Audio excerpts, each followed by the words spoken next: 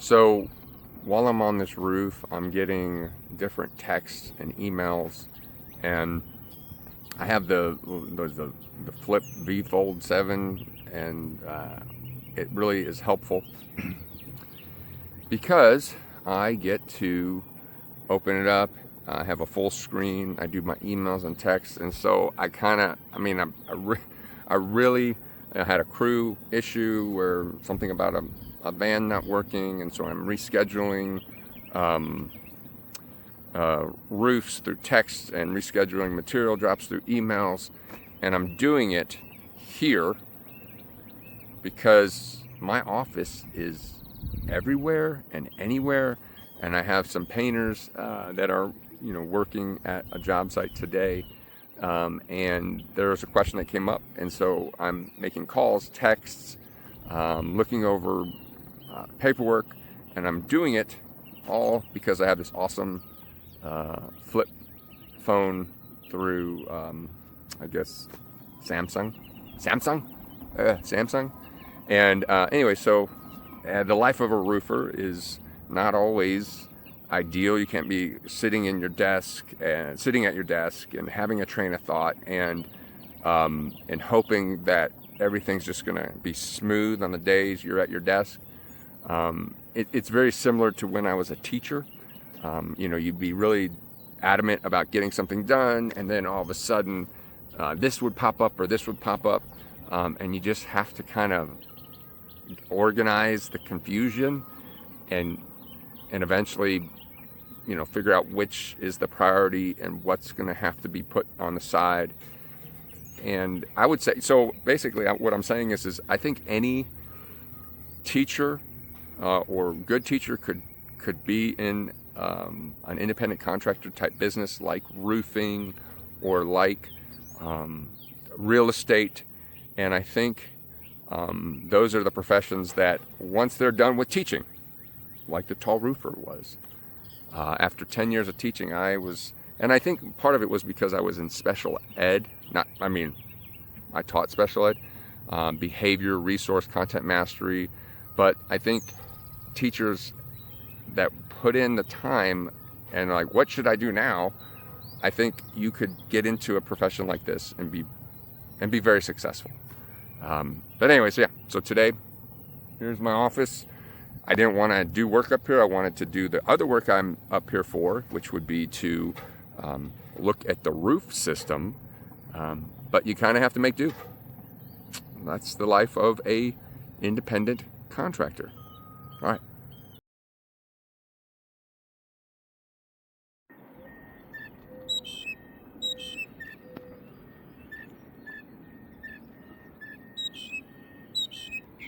Of course, my friend's back, and of course I'm doing my duty, and I think that bird just did its duty. But anyways, doing a little inspection. This is what it looks like. Got some hail hits on that old VersaCap. Got some hail hits on the roof. Some metal on this one over there. A lot of planes flying over today. So this roof does have some hail to it. What I am noticing is that some of these VersaCaps, which happens a lot, weren't switched out, and so that's why the damage on the VersaCap is not the same as the damage on the roof. Those jets that you hear, my brother tells me this all the time, that's the cost of freedom. Anyways, so with that being said, let me just kind of show you. Oh, let's interrupt me again, because I'm working too, guys. I'm just kidding. So evidently we have some pretty good hail hits here. If I come over here, and that's pretty nice. Over here, you see some hail. And over here too.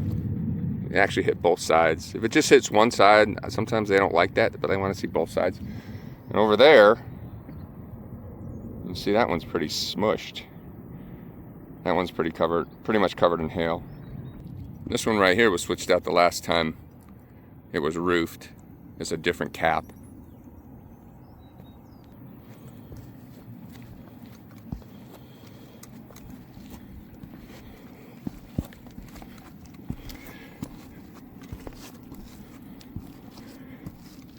Yep, that right there is a sprained ankle. It's getting better though. Just coming over here, kind of show you what this looks like. Just smushed it right down. See if I can kind of help it out a little bit. So one of the biggest problems with this is when you replace these, if your crew doesn't know what they're doing and they shove it too far down and doesn't allow the gases, I don't know what this is too, but maybe it's a fireplace, but if it doesn't allow the heating and AC units sometimes to vent correctly, they'll automatically shut off, So maybe they were scared of replacing this, maybe they didn't order the bigger size, maybe they just didn't want to replace it, but it can happen where these are shoved down too far, and the end result is the system underneath this roof will stop working, and it's a fail-safe. But anyways, just a little bit of roofer knowledge right there. This is my favorite place to walk, is the valleys. So doesn't matter really how steep the roof is. I think the biggest roof I've been on was a 14 or 15, 12. It's a bit scary. Open W Valley metals. All right, so now we're gonna kind of move our foot and transition to this. See if we have any hail hits on this.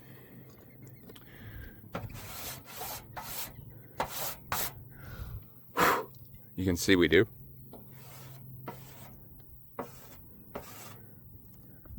And then you can see the spatter of the hail right there. So chalk is one of our most favorite friends as roofers. We're gonna come over here. This roof is looking okay. I mean, there's hail hits. It's not like it's gonna be leaking. And we got something here. We can actually start to see some of the fiberglass mat exposed. And what you'll notice here in the valley is that there is a lot of foot traffic. When they were installing this roof, they probably were on this valley quite a bit.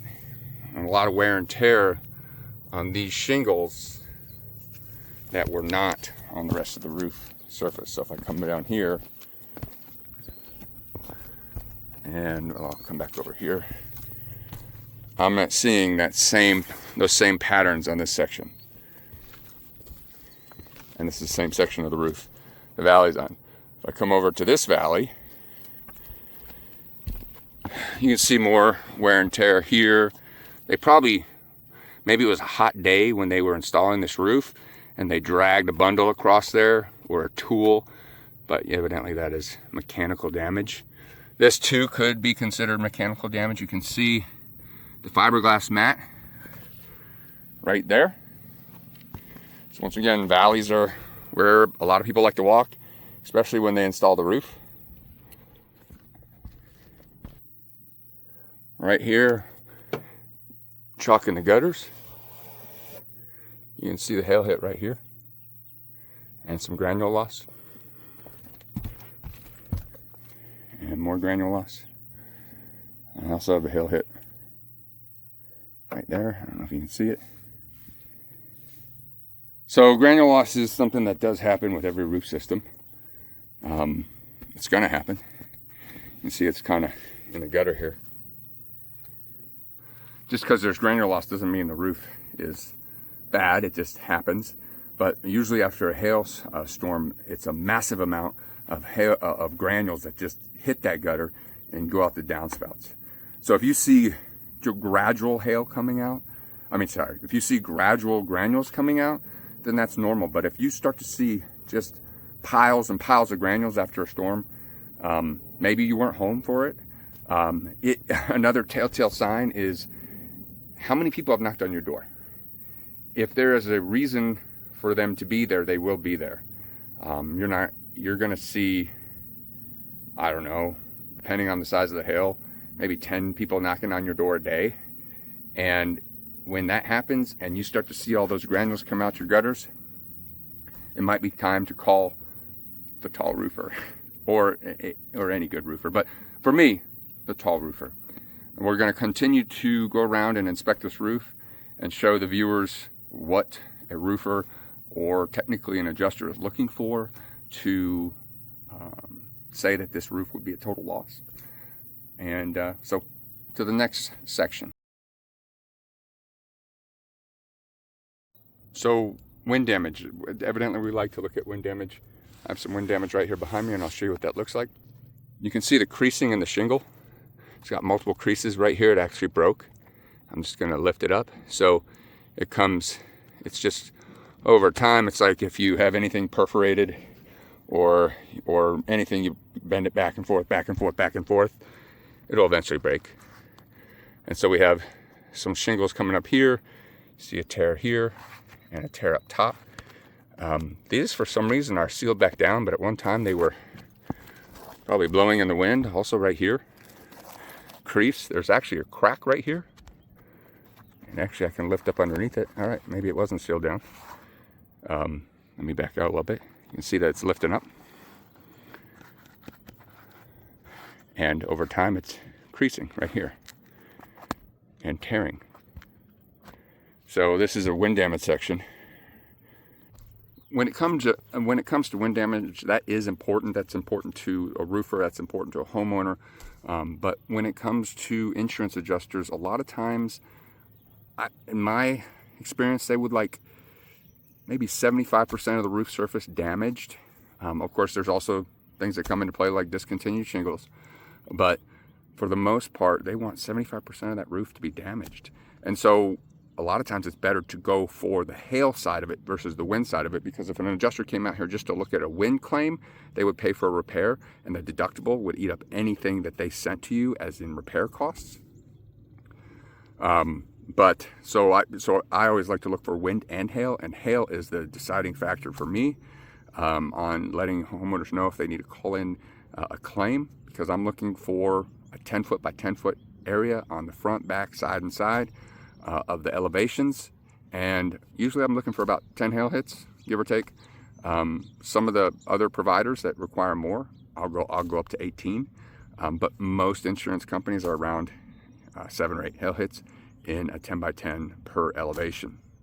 So once again, this wind one is important to anyone that is living at this house and any roofer that looks at it. But the reality is, I would not tell a homeowner to call in for this section of the roof. I would just say, hey, let's bid out a repair and get it done, and look at maybe waiting a couple storms. So wind damage, important, but it's not going to buy a roof just for this one section I showed you here or here or here. Are you back on the toilet again? Do you need to go see a doctor about your bowel movements? So here we go again. It's lifting up here, and oh, this one was the sealed section. Okay, but this one above it is lifting up. And actually, if you can see by this lifting up, it's actually pulling up this neck section too, kind of like a stair step, and it'll just keep doing that. So this is something we definitely need to tell the homeowner.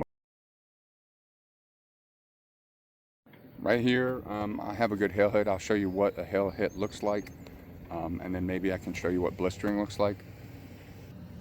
Right here, you can see that this is a hail hit. You can see that the granules are pushed into the asphalt. There's some displacement, and so that's a good hail hit. This right here is more of what blistering looks like. You can see that the asphalt has pushed up on the shingle. It's not like it's not indented and it's not pushed away. It's just that the asphalt is coming up.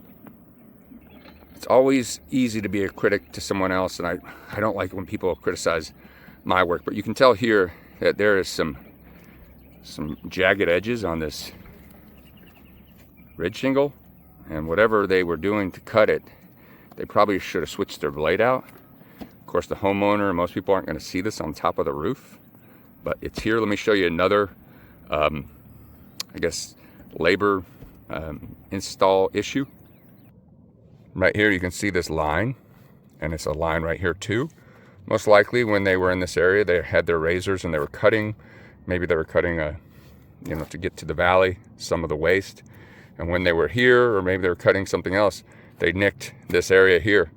You can see here, the white is a fiberglass mat. You can see that right there, and that's, I mean, over time it's gonna break down. It's not, this isn't gonna make the roof leak, but it does mess with its, I guess, structural integrity. And then over here, another hail hit. But yeah, so that's not good. Not good, whoever installed this roof.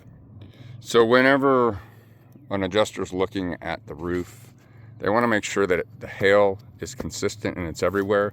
This is a hip and ridge shingle. This is actually on a hip. Of course, the ridge is up there where the bird is continually using the bathroom. Right here, there is a hail hit, and that right here is in a pretty good spot. Got another good hail hit here on this hip. Of course, this is a hip, and at the top, this is a ridge.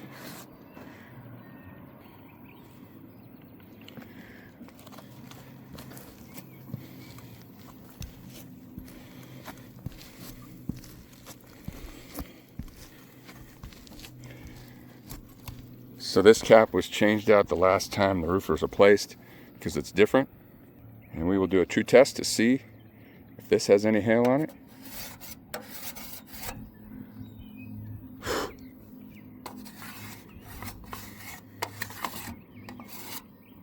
And it does. Got a hail hit here and one over here. So even though they didn't change out their VersaCaps the last time they replaced this roof system on the back elevation over there, they did over here. And since then, hail has hit this roof, as we can see. I would say overall, this roof has signs of hail damage. Certain elevations have more hail than others. I think this roof can wait for the next hailstorm before we assess it again and see if it does need to be called into the insurance company. There are some imperfections, of course, install issues that will deteriorate the roof system, but nothing that will cause it to be overwhelmingly like we need to do something. I'm going to check to see if I have some sealant in my truck, and my theory is if I have the materials on me and I don't have to make an extra trip, then I will just do the repair while I'm up here. So hopefully I have some sealant, caulking, so I can go ahead and get those wind damaged shingles and seal them down for now.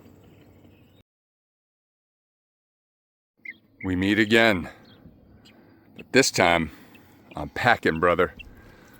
Let's talk about your bathroom. Do you need a bathroom remodel? I'm getting closer.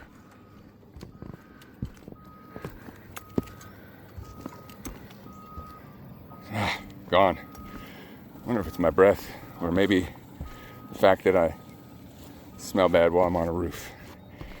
So I'm back and I'm up here and I have my sealant in the truck. Luckily for me, I'm going to put a line of beading of caulking underneath here and also over here and flatten these down. And let's see what happens. I mean, I'll show you the end result. I'm back in the wind section, the wind damage section.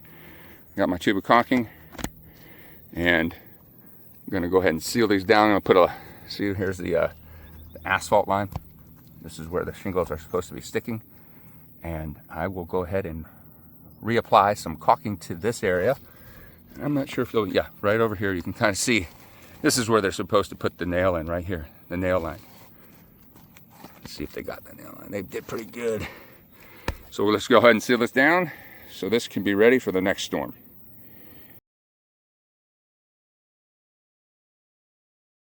It's definitely not perfect. I'm not an artist, but I'll show you what I did here. Some of the tears I hit underneath them and on top. This one I was able to lift that one up underneath. And of course I put a bead of caulking right here where the nail line is on both of these shingles. And that should suffice. This will seal down and it won't be a continuous wind issue currently. And that's all I got for you on this roof inspection. Hopefully I covered some of the storm damage versus the mechanical damage. Just some of the things I look for, some of the things you should look for, some of the things you can look for on the ground would be the granules. Sometimes you can look up at some of these metal vents and see the dents. You can see the dents in your gutters and whatnot. But this is just a tall roofer, homeowner, real estate agent, learning experience.